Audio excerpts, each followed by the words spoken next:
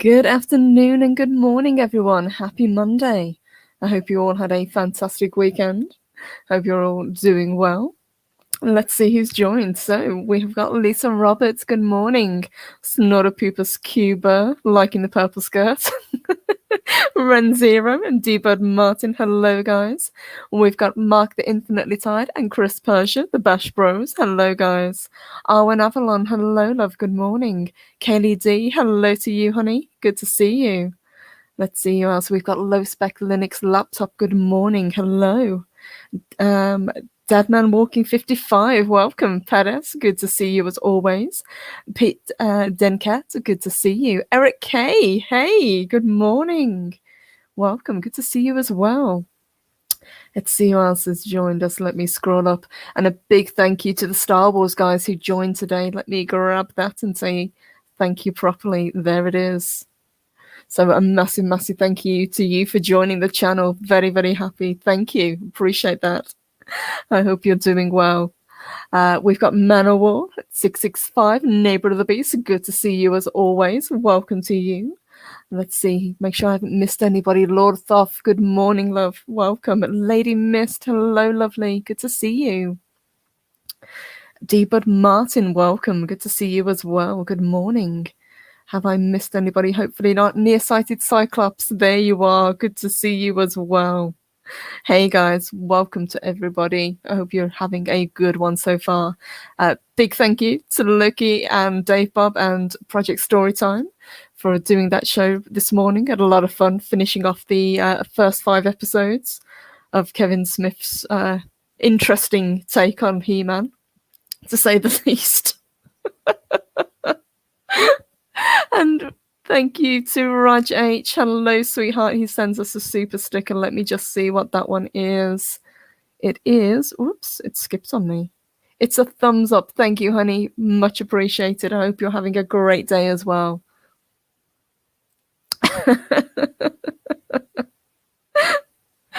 Oh my gosh.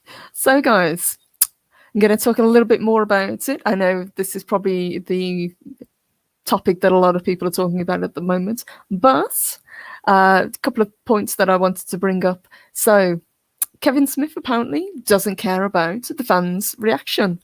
Well, that's fine, Kevin. You know, I think his exact quote was, Netflix doesn't care and I got paid. Well, okay. I've never seen anybody not care as much as Kevin Smith does over the weekend about fans' opinions.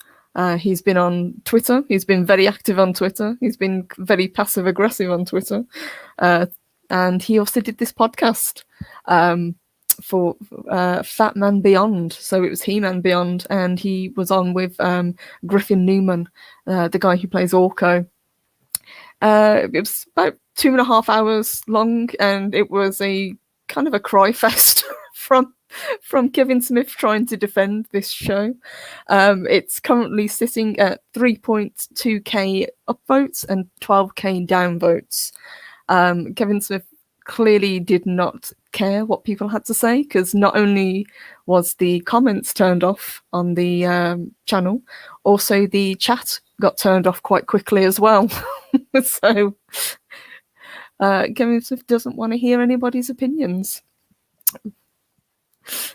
And Nearsighted Cyclops, exactly. Yep. For someone who doesn't care, he runs his mouth a lot. And this is someone who considered, at least a lot of us did consider, to be kind of, you know, one of us. He was a fan. But it seems that sucking Hollywood dick has turned him into the very thing he hated. So thanks for that, Kevin. I did come across a article as well that I'm just going to bring up. So this one is from Variety. I'm not going to read you the whole article because it's kind of pretentious, it's overblown. Basically, the upshot is the fans are to blame. But there are some interesting points, and this is one of them. So we're just going to go over this one real quick. So direct quote from Kevin Smith. He says, you really fucking think Mattel Television, who hired me and paid me money, wants to do a fucking Masters of the Universe show without He-Man? Grow the fuck up. So this is in direct response to the fans. basically in response to what they're calling a review bomb.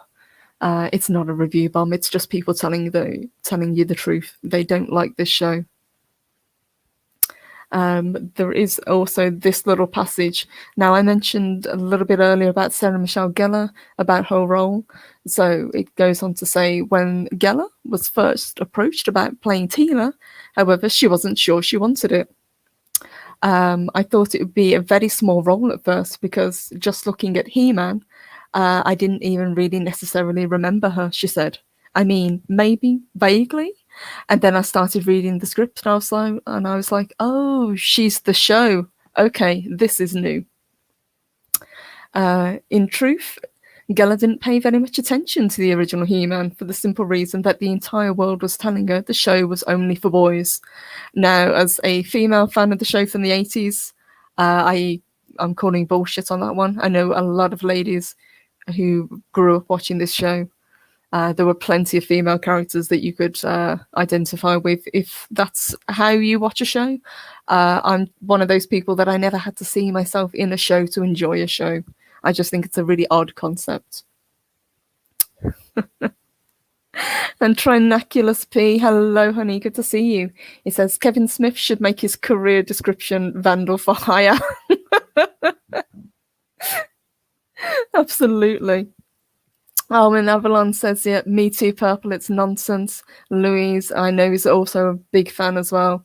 She knows her Masters of the Universe. So, I think it's just a case of Gellar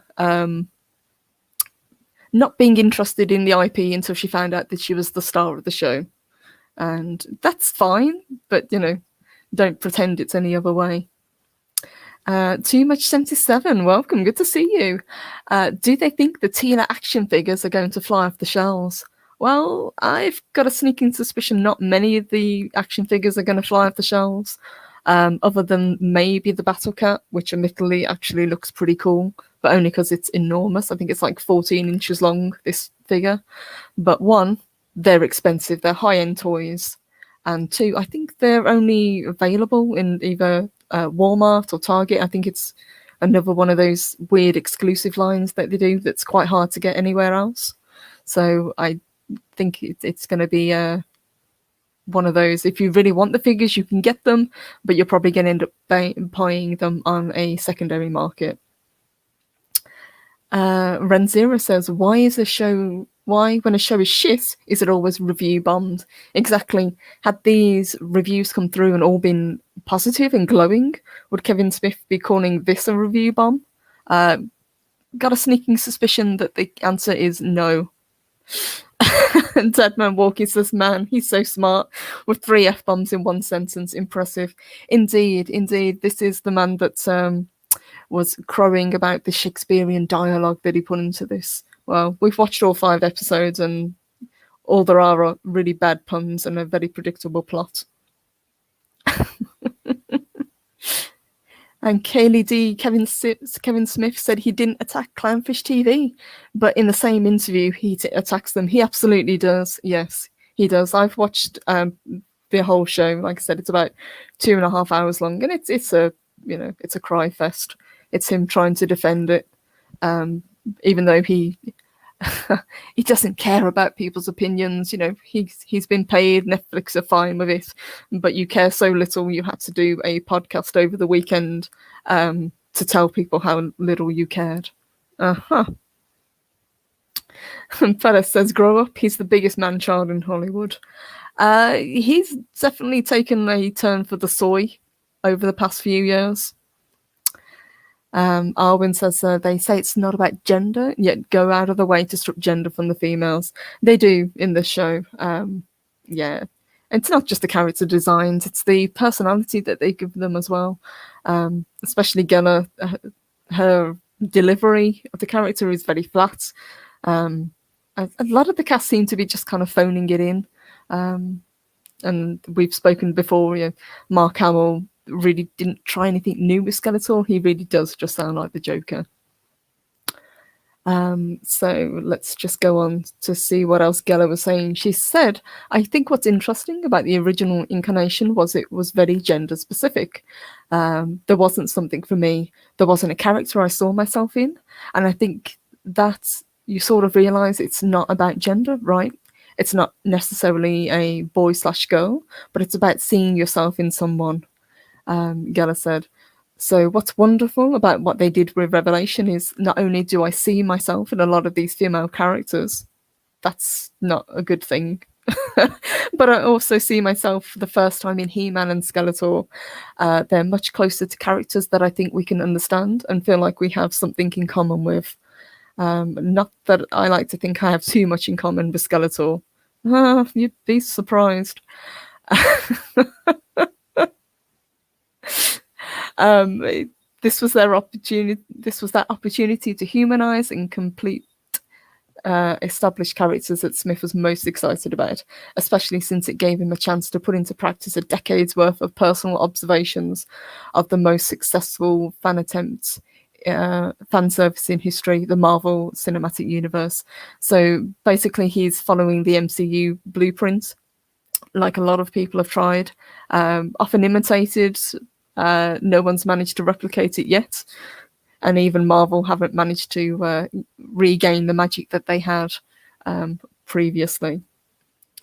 I know how to marvelize this shit, Smith said. They've reserved me my childhood with fresh recipes, and I get to eat the same meals that made me happy as a kid all over again. But it's a trick. I've been studying Kevin Feige like crazy for 10 years. They give you something that you feel looks like your childhood, but then you go back and compare it to your childhood and it's way better. That's what we did here. No, you didn't, Kevin. You took an IP that you said that you were a fan of, and then clearly you weren't a fan of, and you've tried to mold it into something it was never meant to be. If you had come out from the start and said that this is a Teela-centric show, it's set in the Masters of the Universe, but we're going to look at it from Teela's perspective rather than He-Man, we would not have had this cry. We would not have had this. And even from the very first trailer that was set out, we had this, we need a hero. It got people pumped up. He-Man was all over that first trailer. And then the second trailer came out and he was nowhere to be seen. No, you didn't, Kevin. Exactly. And let me scroll up, guys, because I see you've been very, very generous with the super chats. Thank you, guys. Let me get these. So, hello to Mexican Iron Man. Good morning. It says, "Hola, mi amor. Don't worry, you're still my favorite redhead and love." Oh, thank you, puppy. Teela's biceps may rip off my lightsaber and arm off my socket, but my purple heart shall still beat for you. Well, until I bleed out. Thank you, Mexican Iron Man. The hero we need. Absolutely. Thank you, sweetheart. And Phoenix Tangent, thank you as well. It says, Kevin Smith has tarnished his legacy by lying to his fans. We'll forget about Netflix Masters of the Universe in 2 weeks, as is typical for a Netflix show, but we won't forget about Smith King and gaslighting the fans. Indeed, yeah. And from what we can tell, also, Mattel doesn't seem to be too pleased about what's going on, because this, again, one of the things that was leveled at the 80s show was it's just about merchandise. It's nothing but a glorified toy commercial. Well, guess what? There are toys that they're wanting to sell in relation to this. So, again, we will see how well that those actually do. Now, we've had the first line that's been announced, and there is a second line that's been announced, and Teela is now part of the second line. Can't recommend the figure of her because it looks awful. I think somebody mentioned it in the previous show. The heads look too small, the hands look too small. The bodies are all out of proportion. And hello to Cam Cam. Good to see you as well. Welcome. Good to see you.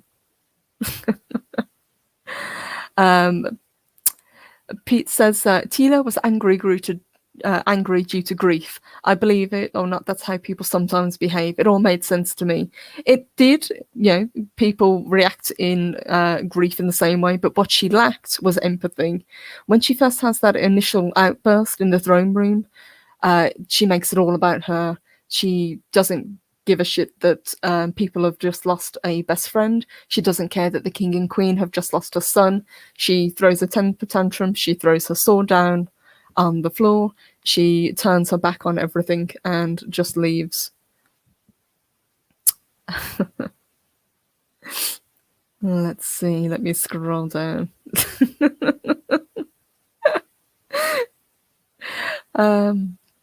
Phoenix Tangent says, I'm not going to buy a T-Man action figure. Well, they're about $30 each as well, so we'll see. But isn't grief self-pity? It is, but you can also feel empathy for other people who are mourning at the same time. There was no gentle side to this character, and she holds the grudge throughout the rest of the show. Even when she's finally reunited with Adam, the first thing that she says is that you died. And I had to live with it. So even in heaven, he cannot get away from her, and she makes it about herself. Oops, it skipped something. Let me just see if there's anything else that I can pull up out of this weird self-serving article.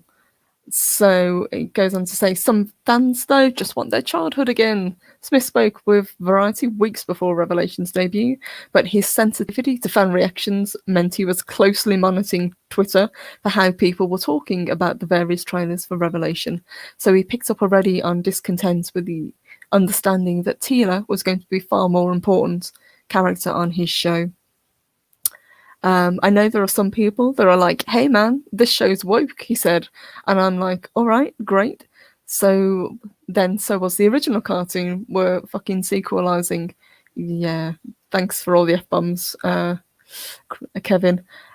Go watch it again. There are girls in every episode. Deal with it. So he really doesn't deal very well with criticism from people. Now, if it had come out and it would be having glowing reviews and everybody would loving it, he would be absolutely laughing it up. But because it's people have come out and said, you know what, we don't actually like this, and here's why, we've automatically been labelled as haters and man babies and all the other usual words and taglines that people get called when they actually speak out about it. And I think this is the crux of the matter. It isn't that the show was bad. Objectively, it is. It's not a great show. It looks great, but that's about it. Some of the cast do well. Lena Headey is probably the star. She seemed to be trying her hardest with the character of Evelyn. But people are sick to death of being labelled when they don't like something. These are your customers. This is your fan base. These are the people that you're trying to get on your side. And he's already alienated a great big portion. And I think perhaps they also underestimated how popular Masters of the Universe actually was. It holds a special part in people's hearts, especially people that grew up in the 80s. Along with a lot of other cartoons. G.I. Joe, which is also, the Snake Eyes movie has just done incredibly badly. Transformers also. Let's just see if there's anything else he can say. So, never one to mince his words, Smith couldn't hide his frustrations with the fans taking issues with a show that, at that point, they hadn't seen yet. We saw quite a lot of it because you leaked a lot of it. It's been interesting seeing who is truly a hardcore fan, he said, because anybody that's like, oh man, there's not enough He-Man or something like that doesn't understand the show we based it on. There are episodes where he lost the sword and never became He-Man. It wasn't like He-Man always saved the day. His friends helped him. That was the fucking point of the show. Oh, but I thought the point of the show was to sell toys, Kevin. Make your mind up. Smith is always conflating two separate issues while missing the entire point of why people are upset. He knows, but he doesn't care. He does know. Deep down inside, he knows exactly what the issue is. But he's never going to admit it, because that would mean he failed. But as he said, Netflix don't care, and he got paid. And we've got another 5 episodes to go. I'll be curious to see how much hype we get once the next 5 episodes are finally released, or at least announced. I did have a look, and I couldn't see a release date for them, but I could have missed it, absolutely. Nearsighted Cyclops.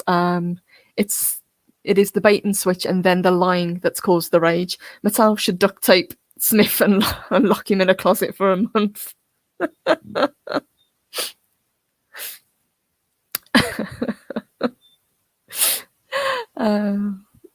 Has he hit triple figure F-bombs yet? Yes, he has. Yes, he did in the previous statement. Yeah, it's all about the F-bombs, which tells me just how upset deep down inside he is about it. Because anyone who loses kind of the ability to I suppose put their thoughts across without swearing just seems to show that. Renzira says, what these idiots don't understand, have a woman in your story doesn't make it woke. It's how you write that woman that makes it woke. Absolutely. Yeah, we could have had really great female characters. Katie says, the real man baby is Kevin Smith.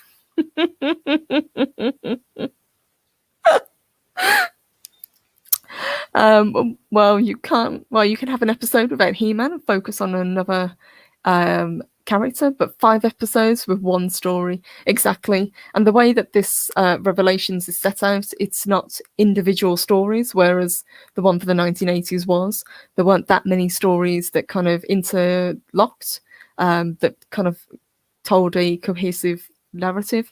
But this one does. This tells a story, and it's it's supposed to be the hero's journey, but the hero we have is Tina.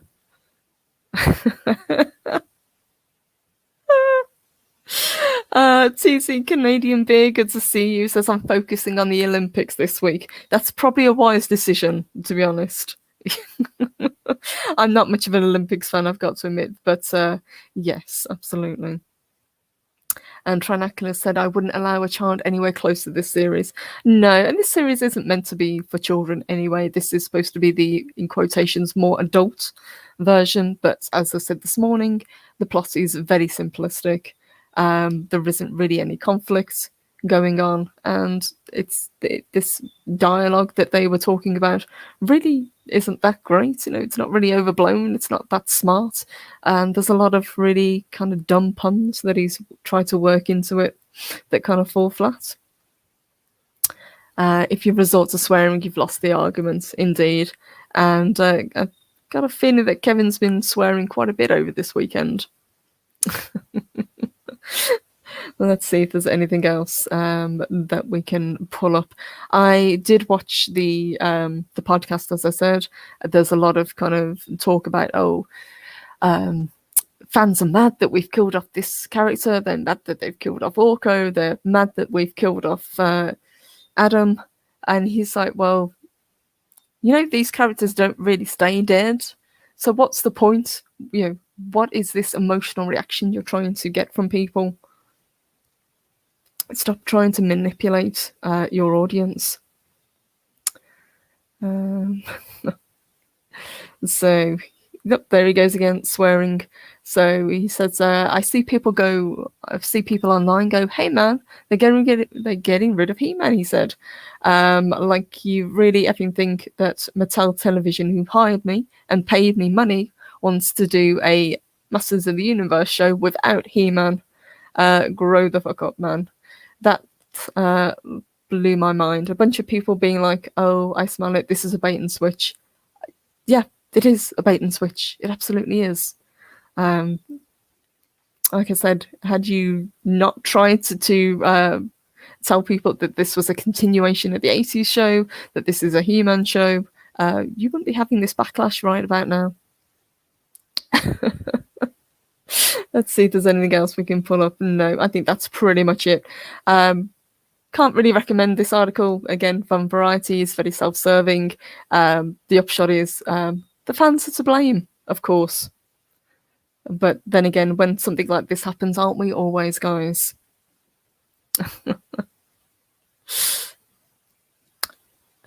Finny Tangent says, meanwhile, Clownfish TV is just a nice married couple in Western PA who comment about pop culture. They are a great channel. Really, really like them. I think they do fantastic coverage. And Kevin Smith owes them an apology.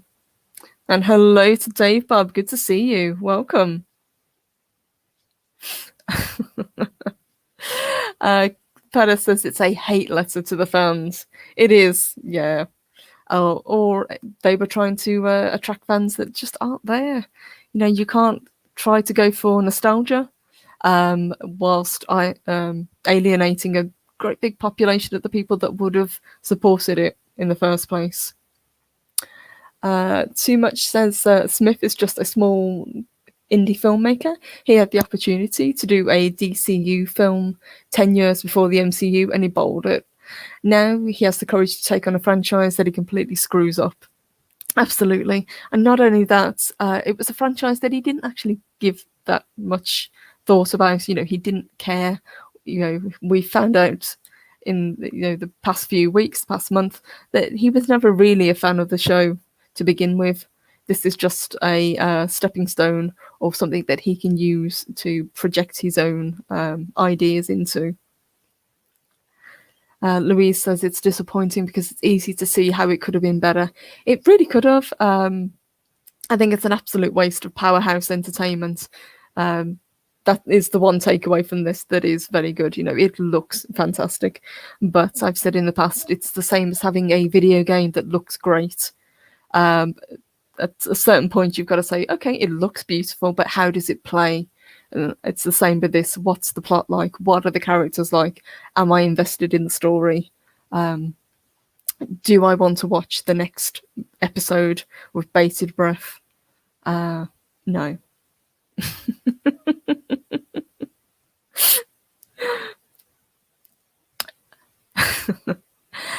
Snorter Pooper says apology from Kevin Smith would be worthless. It would be worthless and it would also be false because he's not sorry. He did a kind of half-hearted apology in the podcast that he did, and then kind of walked it back and attacked the fans again, and he got very, very bent out of shape about it. So much so that, as I said, both the comments and the live chat got turned off very quickly.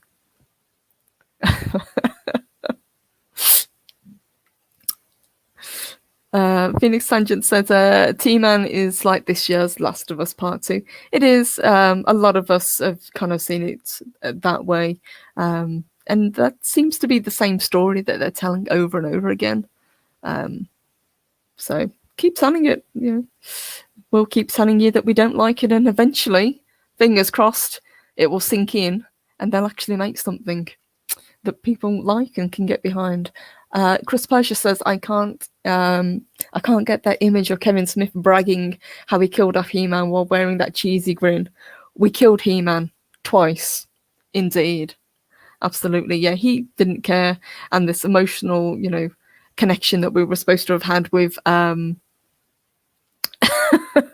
with Orko as well fell flat because who cares? You made him a really pathetic character. So what are we supposed to care about? And he'll be back anyway, as will He-Man. I can already predict how this last 5 episodes are going to go. Skeletor is going to be defeated. He-Man will be back, and Teela will eventually become the new Sorceress of Grayskull. And hello, Jamalis. Good to see you. He says, what up, Purple? Thanks for taking time out of your day to entertain us. Well, thank you, sweetheart, for joining us. I really, really appreciate you guys. Mug says, simple formula, respect what came before. Know your source material and build off that. It's cool to change things up, but please, everyone, really simple. It really is, yeah. And this, there's like 160 episodes of the 80s cartoon. There's plenty that they could have drawn from. And, you know, as much as a big fan of the 80s cartoon as I am, yes, it was a simple cartoon as well, but that was fine because it was for kids. You know, we always got a lesson at the end of the show as well about morals. Oh my gosh. So, since I've now kind of moved on to the 80s cartoon, what I thought I'd do as a sort of palate cleanser is give you guys some recommendations of episodes that might be worth watching. Let me just get a drink. So let me pull up. Which one shall I do first? Let's do this one first, because these have got some pretty good ones. So I know a lot of people here, if not massive fans, were definitely people that watched it over the years. So I thought what I would do is just kind of give you some recommendations. And as I said, a lot of these are just standalone episodes, so you can just watch them. You don't have to watch them in any particular order. This list is from episode Ninja, which is pretty good. They give a nice breakdown of all of them. I'm not going to read all of them because there's like 25 on this list, but I'll pick a few of the ones that I remember out. So their number one is the Great Books Mystery from season 2, episode 11. So Orko is searching all over the royal palace for a book he has bought Adam for his birthday. It soon transpires that not only is this book missing, but every book in the kingdom. The books have been stolen by a villain called Batros, who has hidden them in the Temple of the Sun. As the heroes set out to recover the books, Skeletor sends Beastman and Trapjaw out to recruit Batros to his army. A pretty simple episode, you know, it's kind of very formulaic. Heroes are out to try and beat this villain of the week, who's Batros. Skeletor sees this as an opportunity to kind of strengthen his army, and it all kind of falls apart at the end. it wraps up pretty quickly. But a pretty decent episode, and I actually really liked Batros. I like the design of him. A lot of people criticize the names of some of these characters. They always made me smile. I don't know. It's just me. I just thought a lot of them were funny, and probably unintentionally funny. But I'm pretty sure that the writers knew what they were doing when they named some of these characters.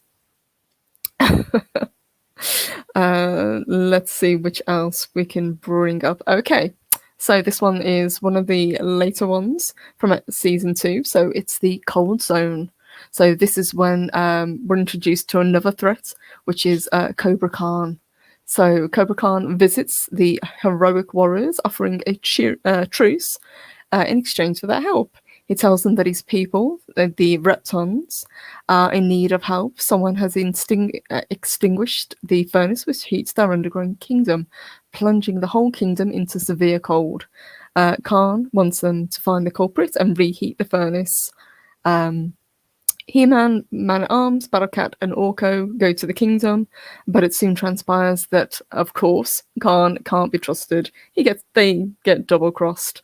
It was he who turned off the furnace, and it was just a trap to try and take out He-Man. I actually really liked Cobra Khan. I liked the characters. I thought he was a pretty good kind of a foil for Skeletor, even though Skeletor is still my favourite villain. And Mark says the names are campy. They are indeed, absolutely. But that was the point, and they were fun. And hello, good to see you, Real World Nation. Welcome. Hope you're having a good day. Pete says everyone should petition the return of the Space Sentinels. And Renzira says, just noticed that Michael J. Skrzynski wrote that episode. He did. There's some really good writers attached to He-Man, especially from the 80s. A lot of these were written by very famous people. Like Double Trouble, again, was written by him as well.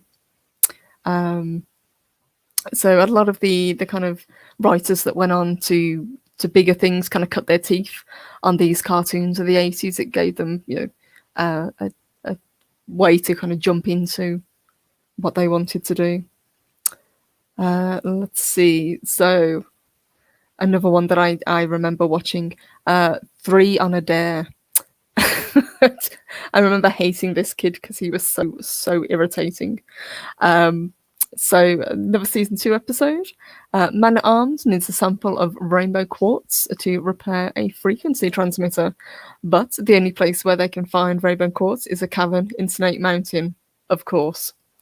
Adam and Cringer have no choice but to venture into Skeletor's domain to find the quartz, and at the same time, Tila and 3 students she was training, who have taken the dare, also ends up in Skeletor's clutches. With all this unwanted company suddenly invading Snake Mountain, ultimate chaos ensues. It does. I definitely remember this episode. I remembered that Skeletor was just trying to plan something. I don't think he even had anything in mind that he wanted to particularly do. He was just plotting, and the good guys, for whatever reason, just come to him this time. So it all kind of falls apart quite quickly for him, and he has to kind of regroup, and he ends up capturing this little group. But of course, He-Man and the other Guardians save the day, as always. This episode was really weird as well. Here, there, Skeletors everywhere. I always kind of wanted a continuation of this with all the tiny Skeletors running around, because it was just ridiculous. They're almost like gremlins. Man at Arms is testing out a new duplicating machine which can make a replica of any solid object. However, the machine is not yet perfect, so it replicates. So its replicas come out being half the size of the original subjects. Skeletor, of course, steals the machine and uses it to create a whole army of miniature Skeletors to do his bidding, and of course doesn't know how to turn the machine off. So before long, the Snake Mountain is overrun with these mini Skeletors, all with the same personality of the original Skeletor. It's almost like remember in Fantasia with the broom, the magician's is it Magician's Apprentice, I think it's called. It's kind of like that. At least that's how I think of it.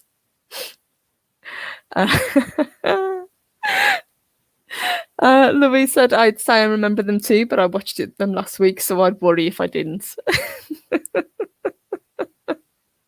Lisa Roberts said they had some pretty trippy episodes back then. So much fun. They were light-hearted, and I think that's one of the things. I mean, they were for kids. Let's not forget that. You know, they couldn't be too deep. They couldn't be too over the top. But sometimes they actually managed it. But this one in particular was just one that was meant to be light-hearted and fun. And thank you to Mexican Iron Man. He says that voice reading He-Man. Melt my heart and take my armor. Take it off, that is. And don't stop there, LOL. It's like nerd poetry to my ears and loins. Oh, thank you, Buppy. You know, if you would like to join, you are more than welcome. I can send you an invite if you'd like to jump in, because I know how much Masters of the Universe meant to you as well. And guys, if you didn't see the show, that Mexican Iron Man did on Midnight Angel, I highly recommend it. They had a fantastic panel. They really kind of got to the crux of what is wrong with this revelation. Really great show. Sorcerer's Apprentice, loved the brooms. Me too. That was my favourite. Ripper Dark, hey, good to see you. It says, wonder if Sam Raimi got inspired by that episode when making Evil Dead Armies of Darkness. Could be. That's a good point, actually. And hello to Keely, good to see you. Roll Tide. Let's see what else we can pull up. I have got a few more that we can go through. I'm going to skip down some of these because they weren't that great. And this one I do remember, actually. Orko's Missing Magic. So Orko is one of those characters that kind of splits opinion. Some people love him, some people hate him, some people found him incredibly irritating, but he was meant to be the comic relief in the show. I found him actually pretty endearing, and he was actually one of my favourite toys from the 80s. I thought he was really cool, really, really nice figure. But Orko's missing magic. So episode 1, season 1, episode 40.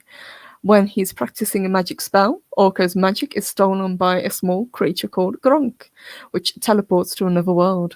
The sorceress traces Orko's magic to the strange world of Almiros, and He-Man and Orko journey there to recover the magic.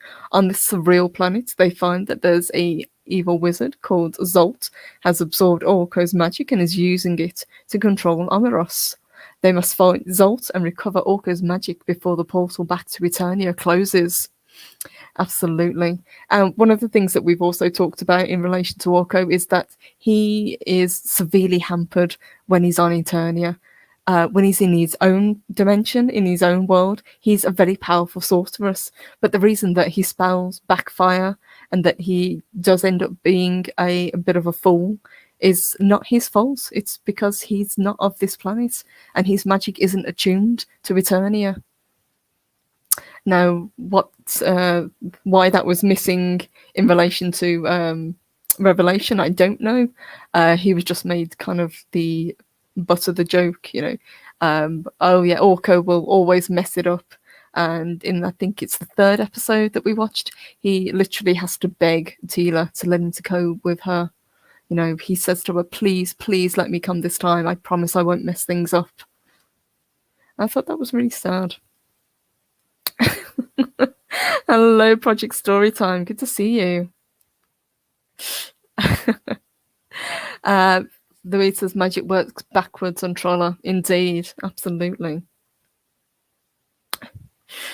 Phoenix Sargent says Orko was always meant to be the character children would identify themselves with. Absolutely, he is the kind of light-hearted character,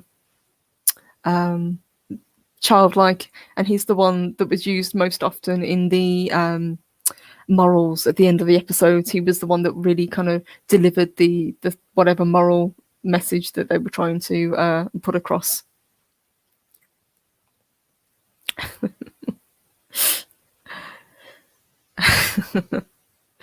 Let's see what else we can pull up. Shadow of Skeletor. Yeah, we'll skip that one. Yes, this one I do remember because this had a great character called Granomir, who actually became a fan favourite. So, Battle of the Dragons from season 2. An evil dragon called Morningstar hopes to resurrect the age-old war between the dragons and the humans on Eternia. He extinguishes the dragon fire that powers Granomir's kingdom and blames it on the humans.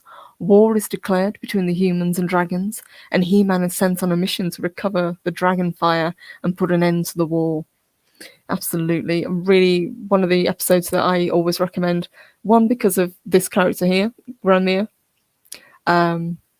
He was one of those, I think, they didn't think people were going to latch onto the way they did. Originally, there was supposed to be a figure of him, but because they didn't think he was going to be popular, it was never produced. Later on, down the line, it was produced. It was made for the, I think it was a Comic-Con exclusive figure. There was both a red and a green version of him. But the figure itself is awesome. It's huge as well. I think it's about 16 inches tall if you stand him up.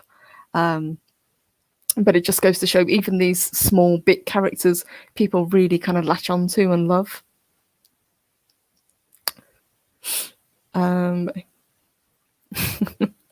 So this one, I think I'm going to skip across because there's a much better breakdown, but I can still talk about it. So Teela's quest, and this is probably the best example of having a Teela-centric episode. So after Queen Malayla, using Man-at-Arms' new mind projector, relives how she came to crash land on Eternia years before. She was actually an astronaut. Teela tries to use the device to learn out who her mother is, but is frustrated when he's unable to display the image. She decides to head to the Crystal Sea in search of the legendary Oracle, the only thing on Eternia that could possibly tell her who her true parents are. But Merman, defeated years before by Man-at-Arms, is looking to get even, and even uses Tila as a sacrifice to the sea god. Now, this is kind of weird. Let me just pull up another one if I scroll down.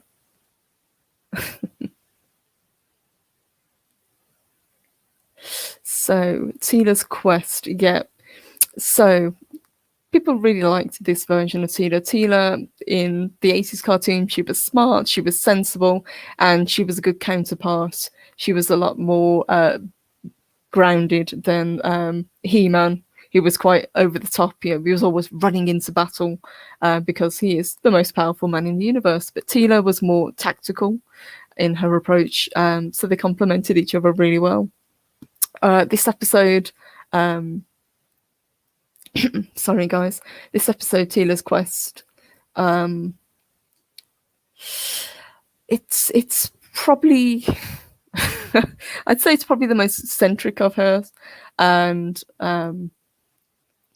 it's where she's looking to find out who her actual parents are. And she does find out, as a lot of people know, that her real mother is actually the sorceress. It's brought up in the show. You think it's this huge plot point that they will revisit multiple times, and they never do. It never gets brought back up again. Now, I think this is something that's going to be brought up in the last 5 episodes of Revelation. I think that's where we'll be going because it's already been hinted at. But I just thought in this particular episode it was weird. She gets the answer that she's seeking, but doesn't actually do anything with it. So it's like, well, what was the point in the first place?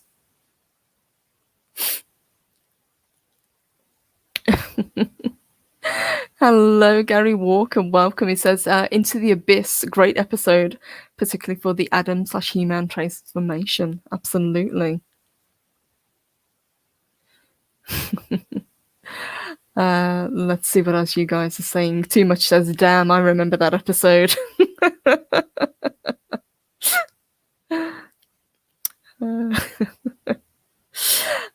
Let's see. So there's a He-Man Bible that was given to the writers of the show in the 80s. Maybe Kevin Smith should read it.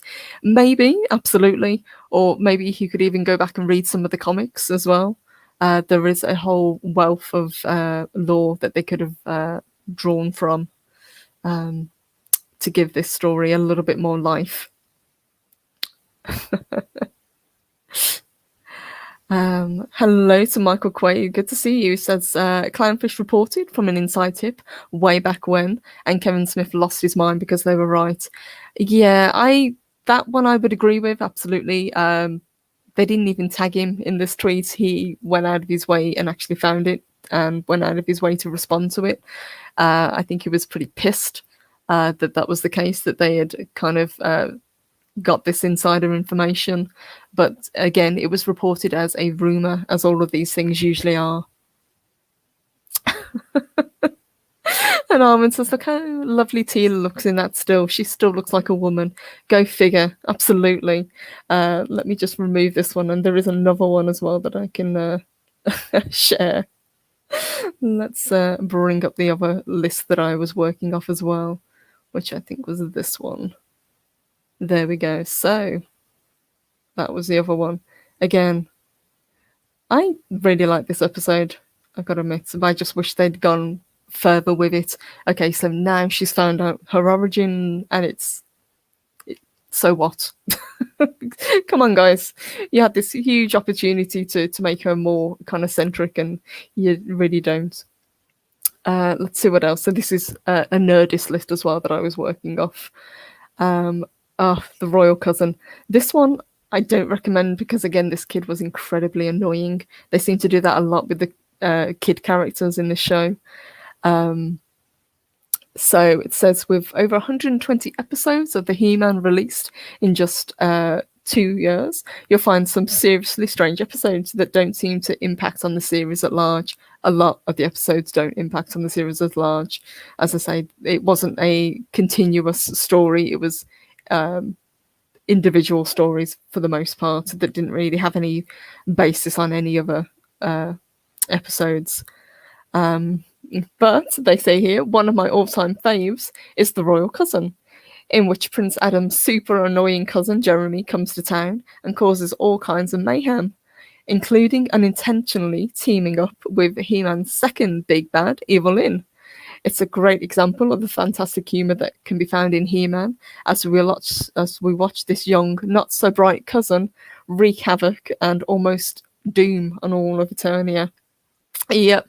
So he gets taken in quite quickly by Evil Lyn using her old woman disguise. Another thing that Kevin Smith lifted straight from the 80's cartoon. He wants to feel important. He wants to have the attention that his cousin has, and he will pretty much be willing to follow and do whatever he's told to get it. Fortunately, He-Man again saves the day, but a pretty funny episode. But this kid was really irritating. Let's see. Didn't like Toymaker. There's the mini Skeletors again, which always makes me smile. Oh my god. So I think this is their number one pick, and this is The Problem with Power from season 2. This one is quite a dark episode because it deals with the moral implications of He-Man is a hero, but Skeletor tricks Prince Adam into thinking he's killed someone with the help of the evil Goblin King in The Problem with Power. This is just as bleak as it sounds and leaves Prince Adam devastated at the thought of killing another human. So much so that he throws his sword away. Of course, our title character regains his courage after getting caught in a giant spiderweb. Naturally ends with He-Man carrying Teela off into the sunset, getting their own happily ever after.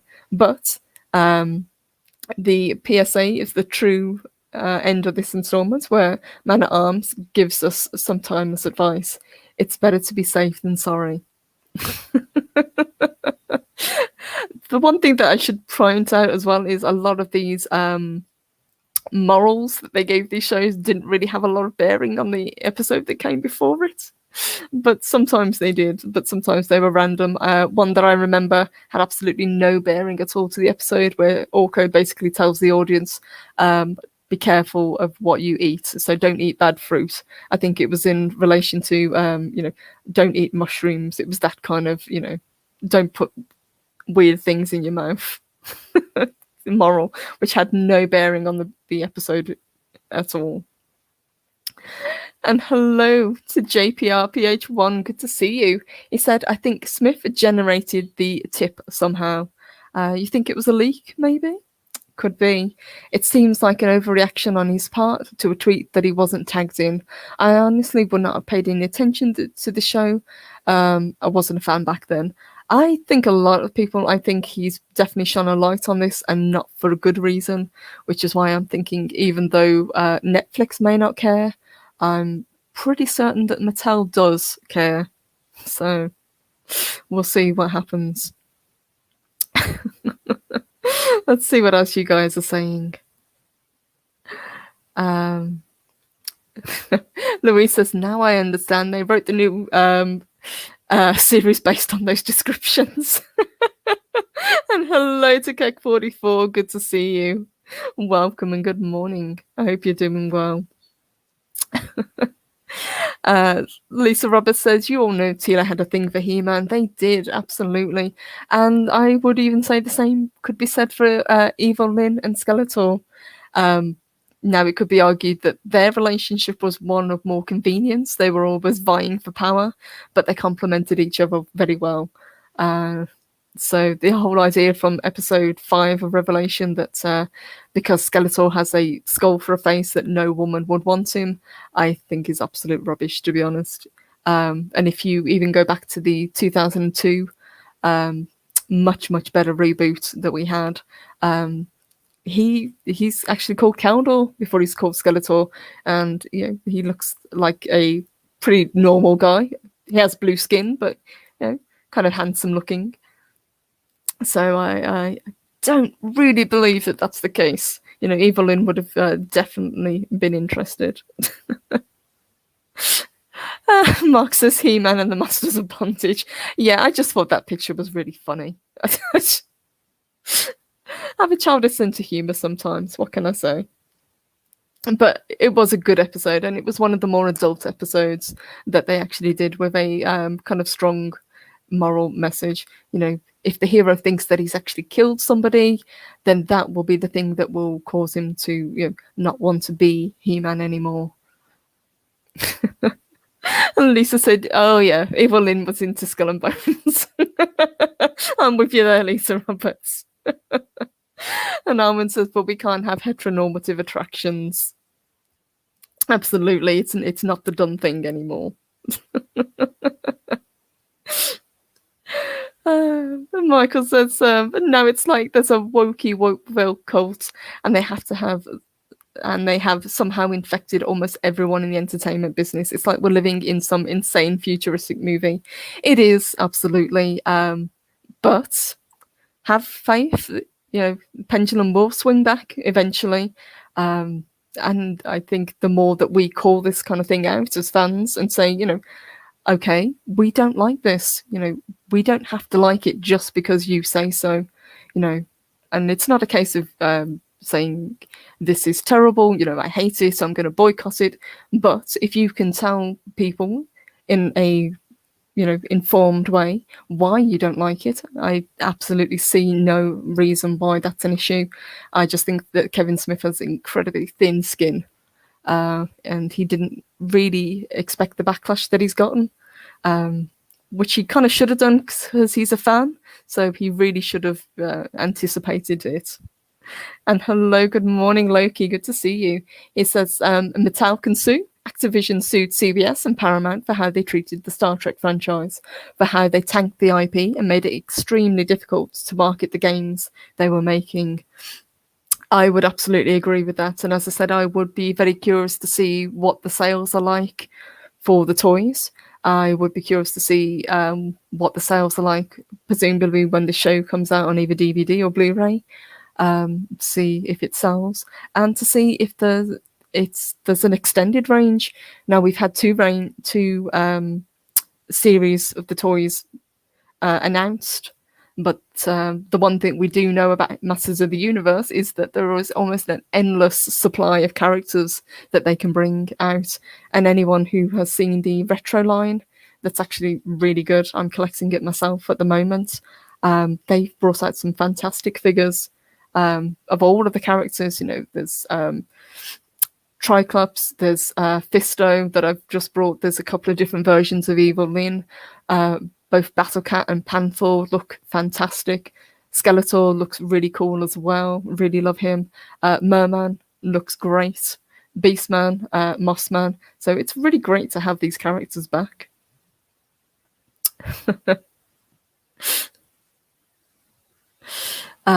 So Pete says, I thought Smith was playing homage to the stuff he grew up on. Maybe that's why I enjoyed it, being the same age as he is. Could be. I think he was, but I think he definitely wanted to put his own personal politics into this, and he's gotten very kind of butthurt, if you will, that people didn't like it. Let me just see if there's any more comments that I can bring up before we say. Brenzura says the pendulum is already swinging back, in my opinion. I hope so. I think it is. We've definitely seen it with enough IPs that have fallen under this. You know, Masters of the Universe is just another one that's joined a long list of IPs that have been infiltrated. Lovesoft says is butthurt a clinical term. It is. Absolutely. And Mark says Fisto. Laughing my ass off. Yeah, they definitely knew what they were talking about when they named that character. So, yeah. Michael says, well, thank you for welcoming me with our open arms, Valkyrie. You are very welcome. Good to have you. I'll come round more often, and don't worry, I'm not a straight white male. I'm just your average transgender midget of colour with one leg. Well, that is just fine. We welcome everybody here, and I hope you have a fantastic day. Thank you so much for joining us, Michael. A pleasure to have you. Manowar 665 says, I require more silence from Bob. Absolutely. I think this is one of those cases when he really should have kept his mouth shut. But as I say, I think he just has a little bit of thin skin. And Valerian Winter Drake, welcome, says, I'm making pasta. Nice. That's pretty awesome. I might have pasta for tea tonight as well. That sounds really good. All right, my loves. Thank you, everybody, for joining me today. You guys are the best, as always. Really, really appreciate you. Oops. Let me remove that because I don't need that anymore. There we go. So, big thank you to everyone who joined today. Big thank you to Loki, to Dave Barb, and to Project Storytime for doing the reviews this morning. Guys, if you haven't watched part 2, I highly recommend it because we had a lot of fun talking about this show. I'm going to keep an eye on things, see if there's any other developments. But what I would recommend, guys, is go back and watch the original from the 80s. Go back and watch the 2002 remake. And while you're at it, watch the remake of Thundercats as well, because that was pretty damn awesome too. So, guys, huge thank you. I will be back Wednesday. I've also got another review coming out for the next episode of Rick and Morty. And I'm also doing the individual episode reviews for He-Man Revelations. So first episode is out. Second episode should be out this evening. And the next should be, I will be staggering them over the next couple of days. So guys, if you like those, please let me know in the comments below. So big thank you to everybody, and I hope you have a fantastic Monday, and I will see you soon. Thank you, guys. Mwah.